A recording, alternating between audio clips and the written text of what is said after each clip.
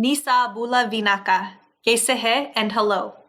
हम लोग हैं एशा और कशिल and we are the bad Fiji gals. इसके मतलब है कि हमों के डर नहीं लगे कि कोई हमों के खराब बोले और जौन चीज हमों के मांगे पीछे रखे हमों तोड़ देगा. And most importantly, हमों मंगता honor करे हम लोग के Girmitiya ancestors zone resist करीसरा colonial times पे. आज हम लोग एक दूसरा एपिसोड करेगा for Fiji Baat. और एक एपिसोड बहुत स्पेशल है और हम मंगता थैंक यू करे to all of our guests. तब सुनो, सीखो और enjoy करो. Vinaka vaka levu and thank you.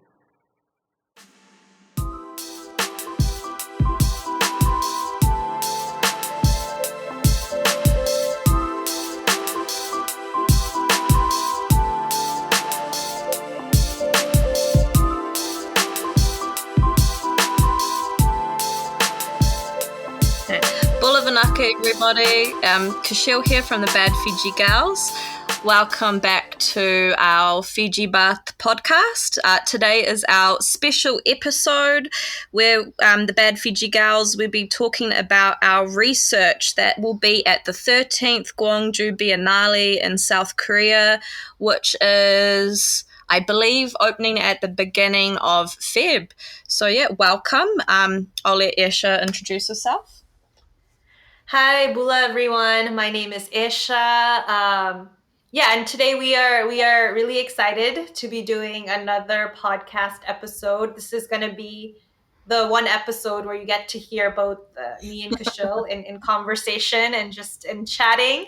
So we'll get into our questions. I think firstly, we'll just do a basic introduction, say who we are, what the work that we are involved in, and where we are based, etc. So Quishile, do you want to go first and then I can go after you? So yes, everyone's heard my name. I'm Quishile. So I'm based in Tamaki Makaurau, which is Auckland, and Aotearoa, which is New Zealand.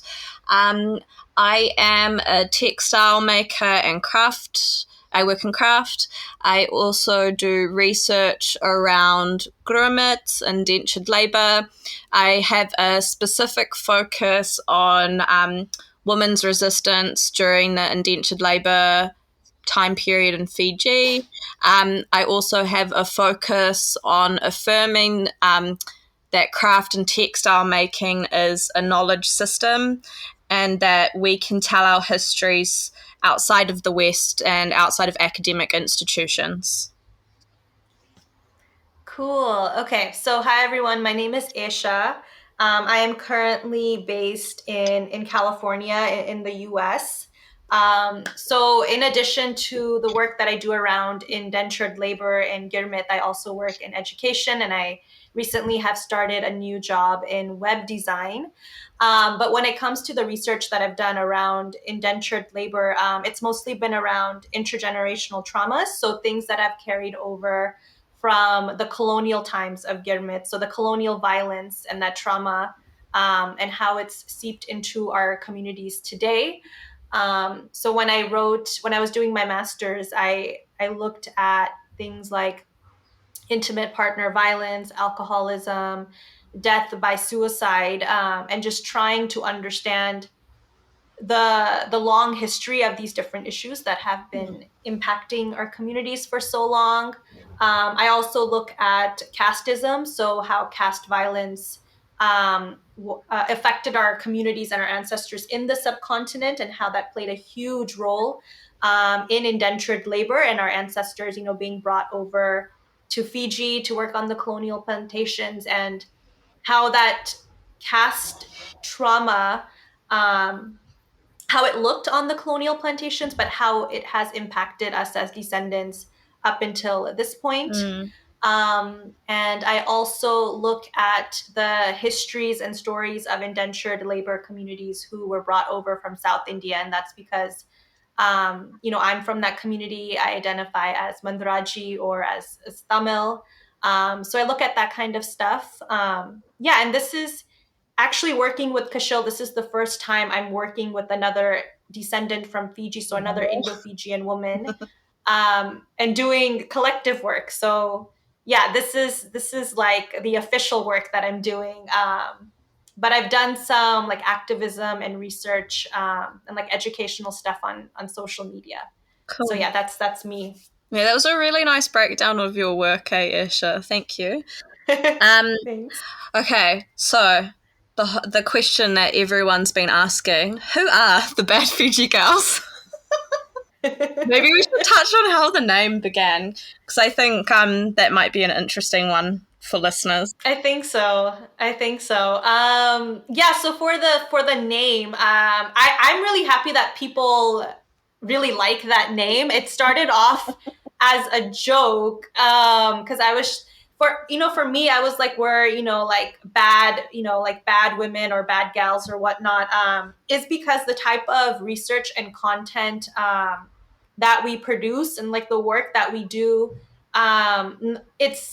it faces a lot of backlash, and we as individuals have faced a lot of backlash in the different kinds of work that each of us do individually as well. Mm, um, and for me also, like growing up, um, as an Indo-Fijian woman and as a descendant of, Girmit, it's just like that idea of like a bad woman, or like like a woman who's karab. So karab in Fiji Hindi means like bad. It was such a normal thing that I heard. So I heard this about like the women in my family. It's been directed at me. It was just such a normal thing of just being really bad, about like ridiculous things, like it was a very misogynist thing. So I was like, hey, why not? It was just like a play on words, but mm. now it's this thing that's stuck. Well, I think also people like other, we won't name any names here, but other people that work in, indentured labor and research have also called us these things too. So it was Mm-hmm. like you're saying, this wasn't just a work thing coming up with this name. It's also like words that have followed us around, in a Yeah. cultural sense, but I think also in a historical sense. If we look at the research that we were doing, I think you and me both we really enjoyed seeing the rebellious moments that that Girmitiya women were doing, and they would use that same kind of languaging that's even used now to kind of shame women or keep women in their place in our community. And I just remember reading those colonial articles, these bad women, da da da da da. And I think I remember feeling a lot of solidarity with them reading that, because I feel like even calling ourselves bad Fiji gals is a reclamation of all that kind of stuff that they would label, our ancestors, the ones that were rebelling and that were leading these Mm-hmm. resistance movements. And I think that, yeah, it's like a way of showing, like, flipping these words and taking their meaning away from them as well. Yeah, for sure. Yeah. So yeah, it's like a part that's kind of how Bad Fiji Gals got its name. It's stuck, and here we and are. and and you know what else I would add? I think when it comes to like descendants themselves doing this work, I think both me and Kashil are also trying to really push back on like respectability Yeah. politics and like professionalism and language, especially in the work that we do and how we write. Mm, So for it to be bad Fiji gals, like, there of course there are going to be some people who are going to think like, oh, like what's that all about, or like why are they talking like that, or why do they have that name? But it's a very political thing as well. Yeah, it's pushing back on a lot of different things. yeah, it's also breaking down the colonial constructs of ideal womanhood that were set out for not only just us, but our ancestors. And I think it Mhm. carries on that very long legacy of women leading these resistance movements. And it also goes to show that rebelling or resisting against colonialism, it can happen in small moments like this, within a name or within the languaging and the words that you're using. And exactly what you said, like, stuff respectability politics, and so much of that's being forced onto our community. And me and Esha have talked about it in the essay. We even talk about it in other podcast episodes with our guests. But yeah, that's definitely like a reoccurring thing in our history. that whole cleanup phase where they tried to clean us up, which they're still trying to do. Maybe Esha, you can talk a little bit to the whole cleanup aspect of our histories. Yeah, so I think if I take an example from our essay, because we also expand on this in detail, it's just when our histories are told, whether it's by like academics or just even when you're reading about it, um, like I mean, of course, the violence of indenture is acknowledged, but it's so complex and it's so complicated. It's not just as if, unless there's indentured labor happening, Mm, but then the retelling of it, like it's one thing that, like, we try to we talk about this, but we're also fighting against white supremacy, but then mm, it's also, brahminical supremacy, and like casteism, and like the violence that we've also faced by the Indian states. So when both of these, whether it's um like white historians, or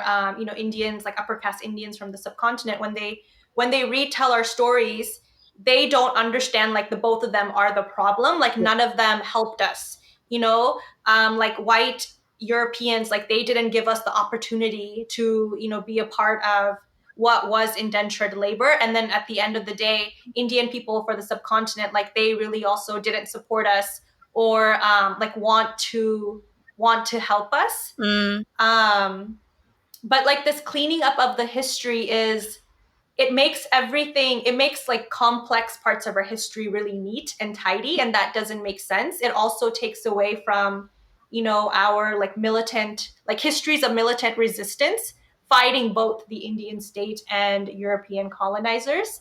So that's how I kind of view that. yeah. Yeah, no, that was great. That was a good breakdown. Um, I think before we get carried away and keep chatting about the research, I'll just quickly introduce how this all came to be. Um, so, like I said in my introduction, I've spent quite a bit of time outside of this collective looking into women's resistance.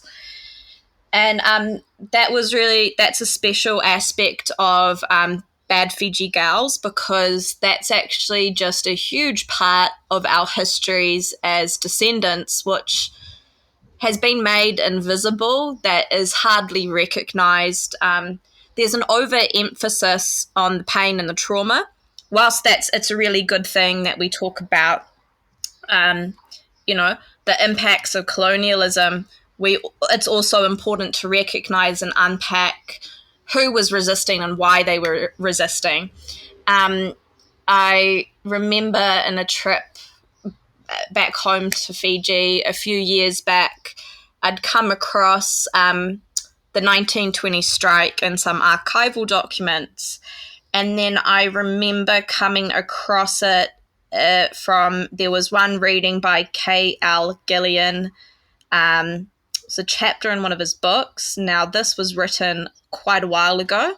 I want to say it was written in the 70s, but it might be written in the 60s. I don't know the exact date.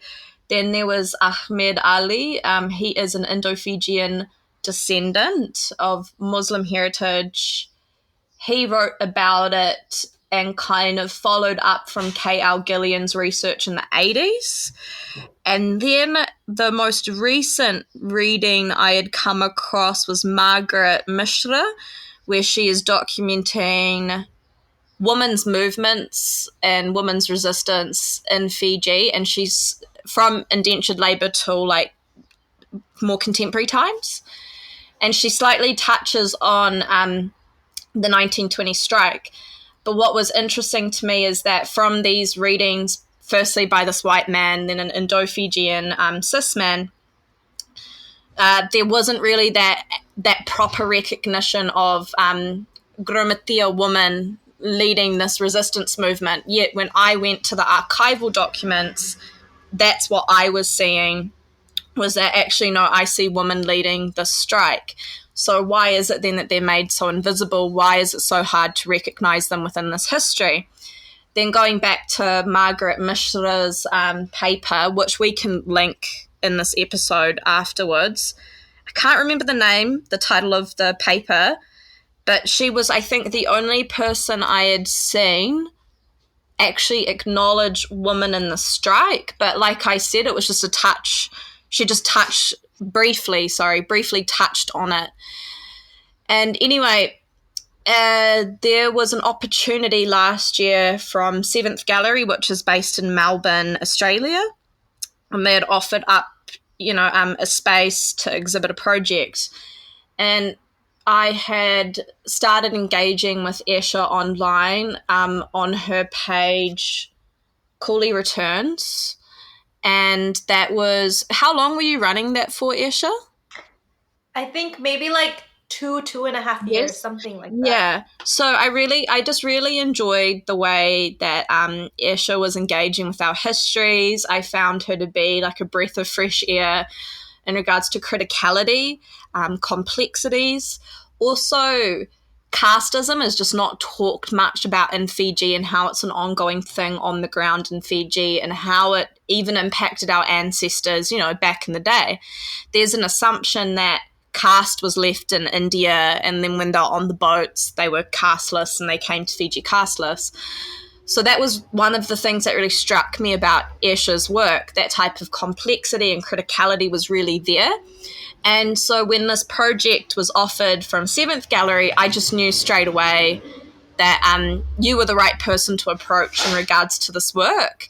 And yeah, so I sent out a message. You said yes, and here we are now.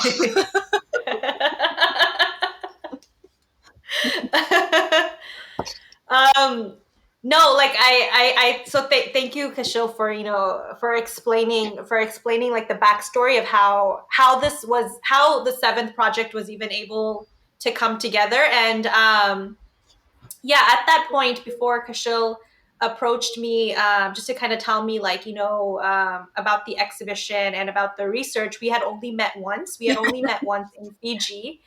um, and I was back at home after I'd come back from Fiji, and we were on a phone call, and Kashil told me about this opportunity. And for me, first of all, like, this was my first time doing something, quote unquote, in the arts. Like, it was something that I wasn't involved in. I didn't know much about, like, how things work in that field. But I knew of Kashil's like making, and of her textiles. Like, when we had first met in Fiji, she kind of explained that to me. Like, what that means to her, like her family history, and why she does it. And like, I was really amazed by the work, because for me, making and textiles, like, yes, I've grown up around those things. I've seen, like, the women in my family take on that role, but it's something that I don't practice. So for me, learning about how this, another person who also comes from a similar history is interacting with family practices, like, for me, I wanted to learn more about that. And then the exhibition, honestly, it was like an opportunity. It was an opportunity to work with another Mm. Indo-Fijian woman, another descendant. And I've never had that opportunity. So I was like, of course, like, I want to work with somebody else. Because I think so far, even when I was running that Instagram Cooley Returns, like, all of that, I will say, my knowledge and what I know about anything, it's not my own. It's like Mm. a bunch of people, that have come into my life, who have taught me things, who I've had conversations with and relationships with. And, that's why I have the politics that I do. But producing content on that page, like, it was just me doing that physical labor of, like, that part. Um, and I've always known, like, I really want to work with other people, just because the quality of the work is better, and the level of, yeah, like, the critical aspect of looking at something together with other people, like, it's just worth it. Mm. So I was like, you know what, like, I've never done anything in the arts before, I've never worked with the gallery, but this is my opportunity to work with another person who comes from, that history of being a descendant from Fiji, but also looking at resistance, which is something that I wasn't actively looking at. Like I look at things in my own family or like from the direct communities that I come from, but looking at political resistance in that context of like a strike and labor rights and you know fighting colonialism in that way was new for me. So yeah, I that's why I was like, you know what, this is something we have to do. Mm. But even learning about that history was new, definitely. Yeah, I think that's like a really great thing that you brought up though, that like before this project, Esha, like your understanding of resistance in Fiji, especially led by like, you know, our ancestors who were women, like did you think that we were this active back in the day? No, no. I did. I think just be like growing up around like really assertive, strong women in my family. Like I just know like it's also like a cultural thing. Like I Mm-hmm. know how the women in my family are, but to think about our ancestors and kind of connecting like this long legacy of resistance wasn't something that had crossed my mind. Yeah, I think a really big thing for our collective, even with this research project, and now, you know, the research project snowballed into our collective. I think a big thing for us, for both of us, was just showing other descendants that we actually have these other narratives, these other histories. You know, we don't just come from histories of displacement, trauma, violence. Like we have these really like amazing ancestors that were doing really they stopped a whole system. And I mean, we're still Mm-hmm. unpacking that in our collective, and we're still writing and researching about it. But I think for us to come together at that point in time and really like put a, you know, what would you call it, to really be like, no, this was actually happening, this is what these women were doing, and how cool is it that we actually have these narratives and these histories instead of just focusing on the very generic narratives and histories that do exist around Girmit. Because I think that's another Yeah. thing when it comes to literature or academia around the histories, it's gotten to a point where it has become very generic. There's not a lot of complexities. Even with your individual work, Esha, like, you know, it's a really rare thing to find people researching outside of like Western ideas or ideologies of knowledge production and Mm-hmm. what is respectable histories. So I Right. think that that's probably by far one of the most important things about coming together to do this project, was that collectively we could show how significant it is to focus on histories outside of these mainstream narratives. Yeah. No, for sure. Yeah, that came out a little bit jumbled, but we got there. But yeah, I think now's a really good time just to quickly talk about like the collective work. And Esha touched on it while she was chatting, but I think one of the really cool things about this is like seeing what you can do in a collective and what your work looks like doing things, you know, as a collective. And it comes back down to it, like you can't do this on your own. And Yeah. was a really huge thing for us at the end of writing this, doing this research, writing this essay. Like it took us months to fully process like what we'd done together, and it was pretty like, sorry if my family's listening, but it was pretty fucking awesome. So No, we know with the essay, I'm anytime I look at that essay, I'm still like I get shocked at how we wrote such a fire essay within like the span of just maybe like okay, so the research planning coming together was like a year-long process, yeah, but to actually physically write that essay was maybe done in like a couple of months. It's really yeah. wild. Well, I think also with these types of histories that I think people they always get to see the end products of anything we make, whether, you know, so what I'm trying to say is like with that essay, everyone's seeing the end product, right? They're not seeing all of that labor that goes on behind the scenes. And you're right, there was so much research going on. And because this is a very, Yeah. because for both you and me, a big part for us is unpacking the complexities in our histories. And I remember when we would have our meetings being like, okay, so what do we need to add in the essay so that anyone who's a descendant will come sit down and read this, for them to understand all the different things that are going on. And then we ended up, adding on in the essay, okay, so now we need to bring in this, we need to bring in that. Like, that took such a long time to figure out the core of what needed to be there so that people had the resources and the tools in front of them to start unpacking, that complexity just around that 1920 strike and what else it's connected to. Yeah, yeah. And the thing is, when we were doing the research and writing, we realized how this one strike is connected to so many Mm. different issues that haven't been given the space when you look at like retelling our history. So whether it is like like the casteism, like the Yeah, upper caste violence our ancestors faced, or whether it's the types of colonial tactics that they were using. And I think, Kashil, you talked about this in one of our Fiji Baat podcasts, but there was a huge difference between how men were protesting and resisting versus like our women ancestors. So I don't know if you just want to like say yeah. like a little short thing about that. So what's interesting is that from indentured labor or Girmit beginning in Fiji, you clearly see a difference between cis men and everybody else in Fiji and how they mobilize and how they're resisting.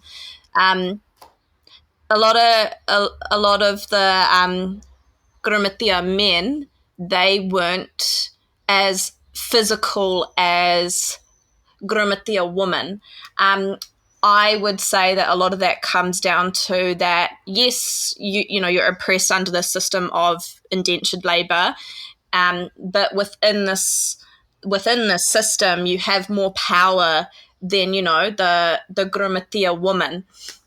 And so with that being with cis words, because they were cis men, that means that they can mobilize differently, that they're afforded different things within the system that our other ancestors weren't afforded. And we do talk about this, and this is one thing that we try and point out a lot with indentured labor. No, there isn't one experience that fits all. People were coming into the indentured labor system and they were experiencing it differently. And because when women were coming over, they weren't just laborers, they were brought over to essentially meet the sexual and domestic needs of the male laborers. And so they're doing all this free labor whilst they're working out in the fields too. So women, because they were more oppressed under this system and were experiencing a lot more physical and mental violence, I would argue that that's why they were retaliating so physically, because it wasn't an option for them. They didn't have those options of going to write letters, going to parliament. They didn't have the same they weren't afforded the same sets of respectability that the men were. Esha, I don't know if you want to add anything to that. You know what? I think what I was gonna say, like the specific types of violence that like our ancestors who were women or not cis men were experiencing. It's because of like these like sexual and colonial stereotypes that were already put onto their bodies when like for the reasons why they were brought over to Fiji, and like what was their role on the colonial plantations. Because I think for them it was like to really set up to have like that family, like what do you call it, like a nuclear family sort of, Well, what's interesting right? about indentured labor for us is that in Fiji, the colonizers were really concerned with uh, heteropatriarchy and Yeah, heteronormativity, and they really used the woman to try and conform everybody else in the plantations to this idea of nuclear families. The idea yeah, of that was that all because of the bad living situation. So they had the coolie lines, and a lot of people were living in cramped quarters. Um, there wasn't any marriages that were taking place outside of Western unions weren't legally recognized. So you had this situation in Fiji where women had multiple partners. They didn't need to be tied down the same way they were under Brahminical heteropatriarchy in the subcontinent. So the idea of introducing nuclear families and trying to really have that as a thing during indentured labor was a way of conforming and controlling the population, of Yeah. the laboring population. But obviously the issue with that is that fell that specific violence of enforcing the nuclear family or enforcing heteropatriarchy, that fell on the woman first and foremost. They experienced the brunt of that violence, whether that be from the colonizers, the people working on the plantations, or the Girmitiya men. I feel like there was a. I don't know if you want to add anything else to that. That's just me trying to break down nuclear families. No, thanks for doing that. Yeah, so I think the only thing I wanted to add was because all of those things were happening to reinforce like the nuclear heterosexual family was just to make sure like our ancestors were continuing to work and that they were going to be continue to be exploited. Mm, But at that time, like it wasn't working, and it's because of like the resistance that was happening against that. But that goes on to like why we do the work that we do, because it has to do with, and you've mentioned this before also, Quishile, on a podcast, but like this historical punishment. yeah. And and like why we are so bad, like why we need to be constantly Mm. reprimanded for like our ancestors' actions for resisting, because at the end of the day they could not be controlled. Yeah, which I think is pretty, like when you look at your history and you flip the historical narrative that's set out for us as Indo-Fijian women who are descendants, that's pretty badass. You're just like, whoa, that's Yes. cool. I think we talk about it in the essay, but one of the women that's very pivotal in the strike, there's this one line that has always stuck with me, and just paraphrasing here, but she walks up to a police officer and she says, "I'll do just as I like." And that line is just really powerful to me because our ancestors existed under this like all-encompassing system that tried to control their bodies and at all costs, so that they were just laborers and really strip them away of their humanity. So to hear that line, to see that living and breathing in the archives and in newspaper accounts, and that, I think for me, coming to that line, "I'll do just as I like," I was just like, whoa. And it's really nice being able to revisit this history and give that power back to those ancestors. Yeah. Yeah.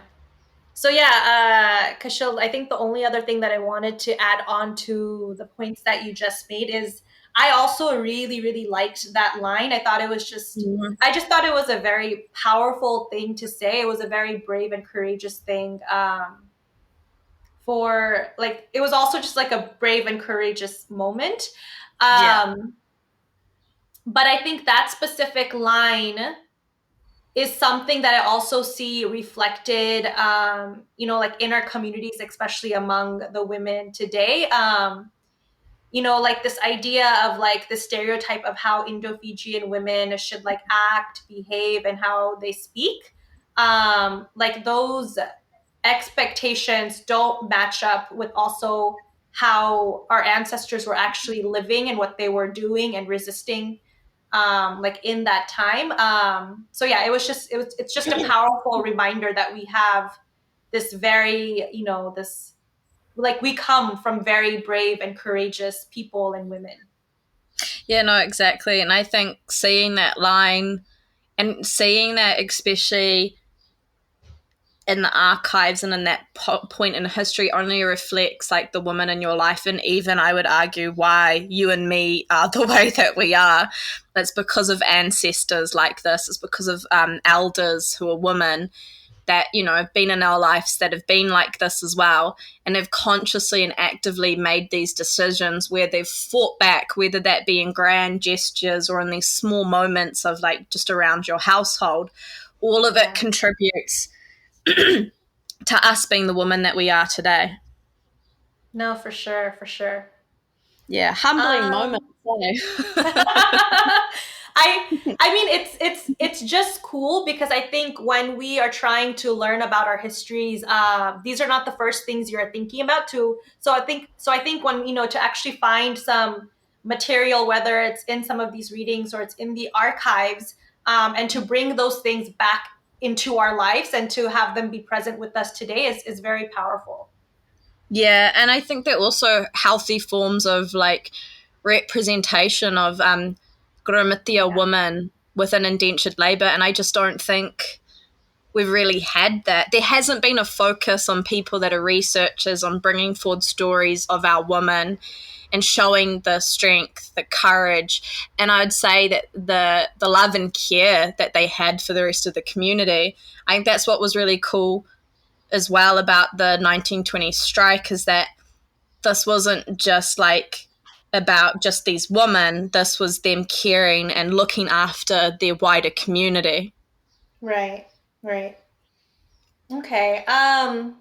I think the next thing I definitely want, for the folks listening to this podcast to understand, and that's also, like a major component of our collective and the work that we do, is your textiles, Kashil, and your making and that history. So, do you kind of just want to first to start off talking about like which textiles are going to be at the Biennale and like what they mean?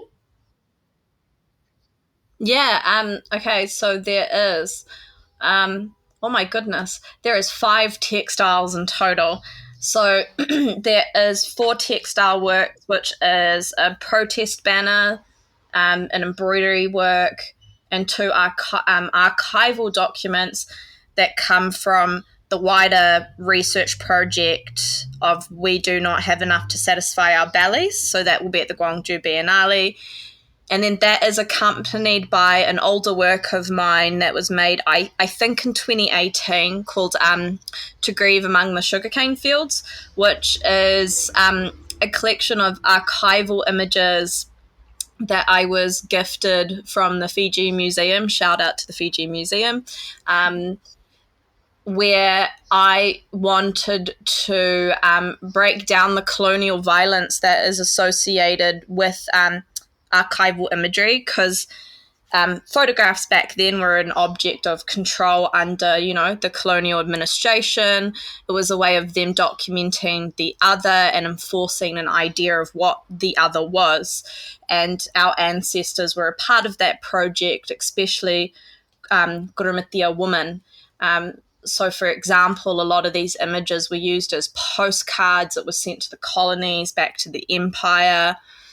But the thing about these images is sometimes for a lot of descendants, this is the only way that we get to see and understand our ancestors. These are the only access points we have.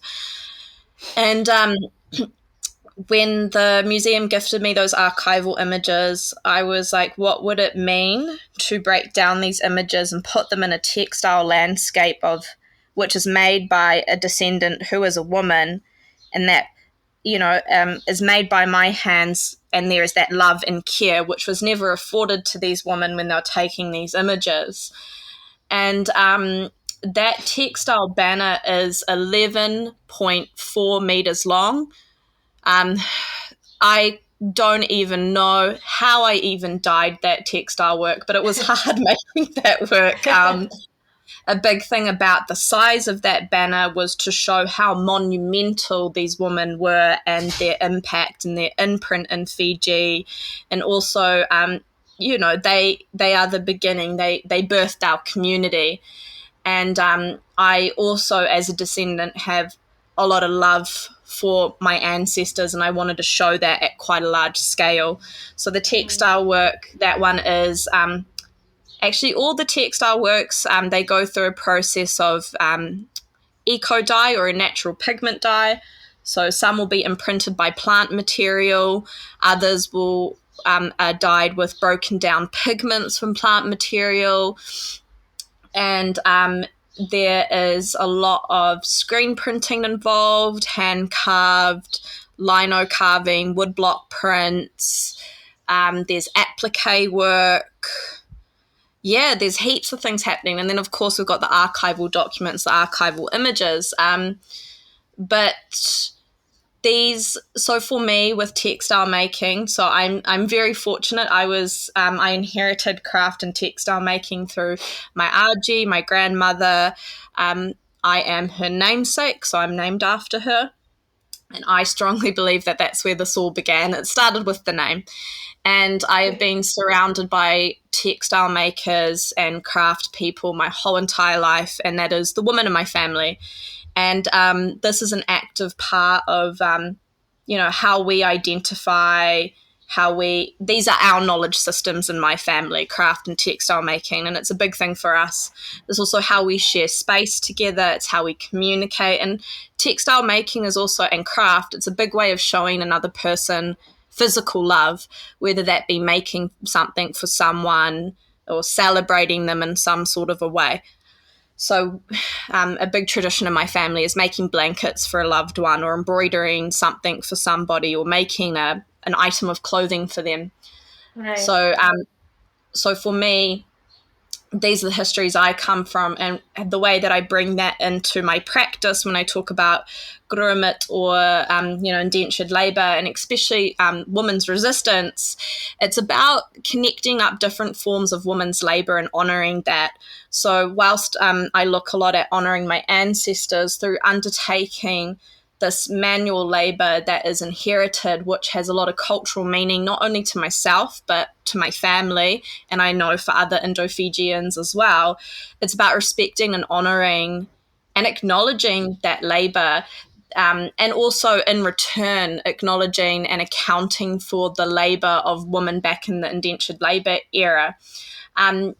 For me, textiles is a big way of communication. And so a big thing, not only for our collective, but for myself as well, is accessibility. And I think a big thing growing up is when it comes to Girmit and narratives or the literature, um,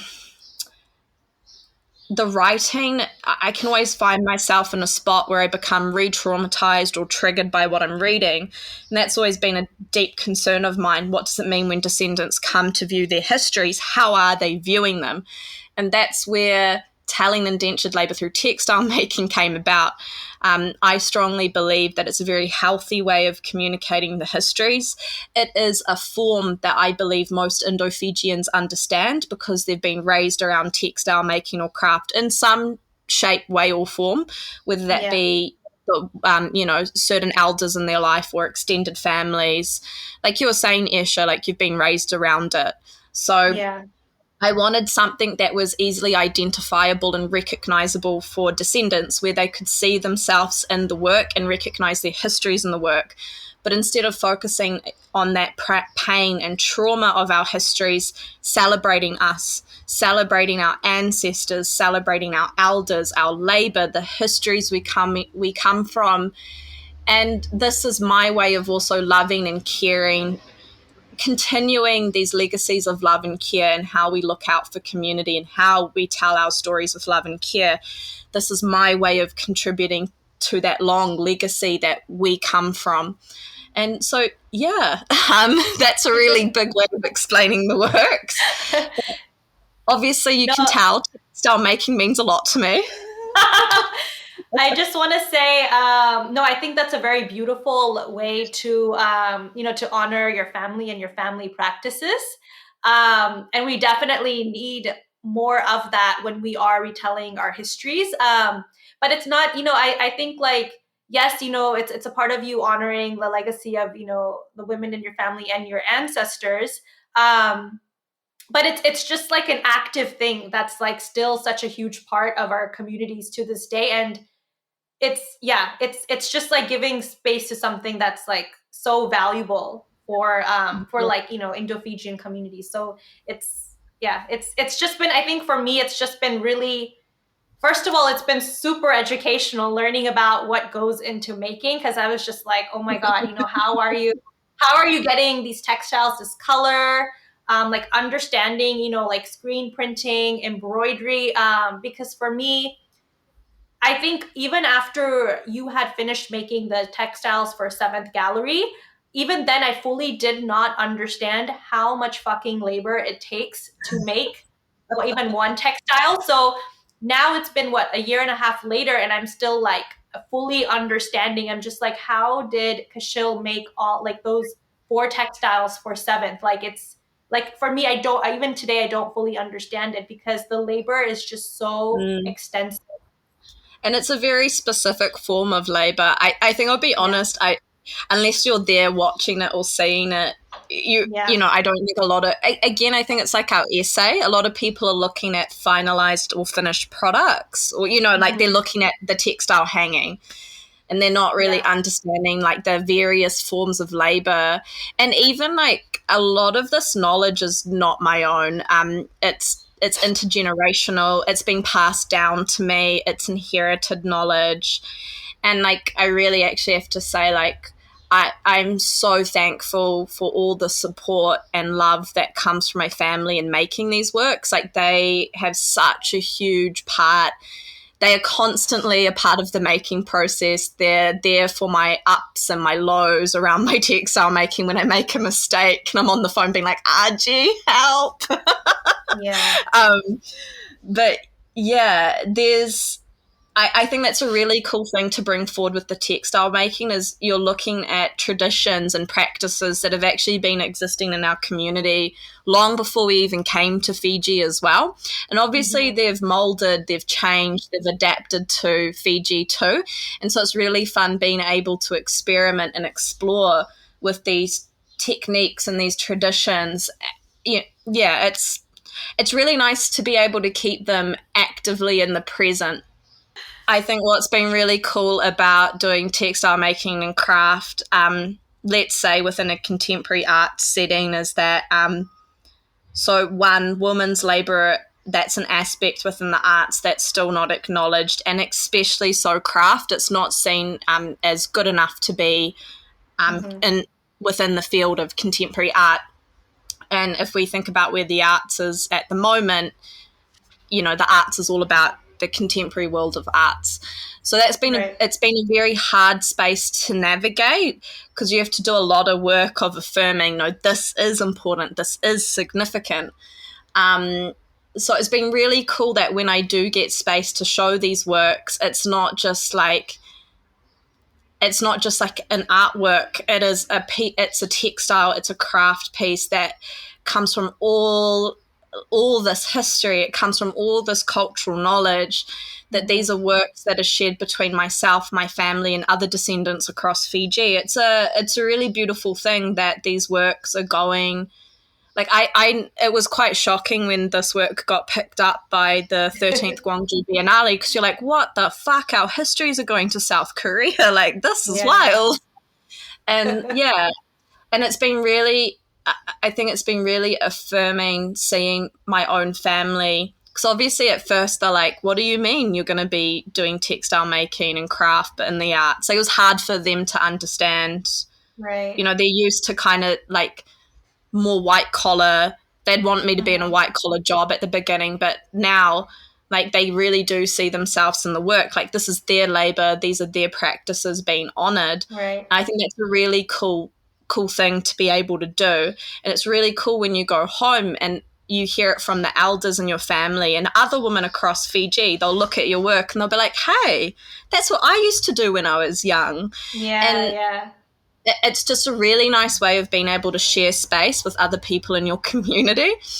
Yeah. So, yeah.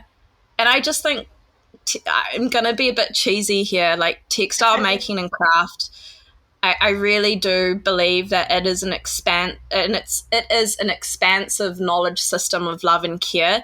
And it's just Mhm. really awesome to take all these things that I've inherited that I'm actively a part of in my community and just show like how amazing and beautiful our practices are. Yeah. Yeah. No, I think absolutely, absolutely. that's my cheese done for the moment.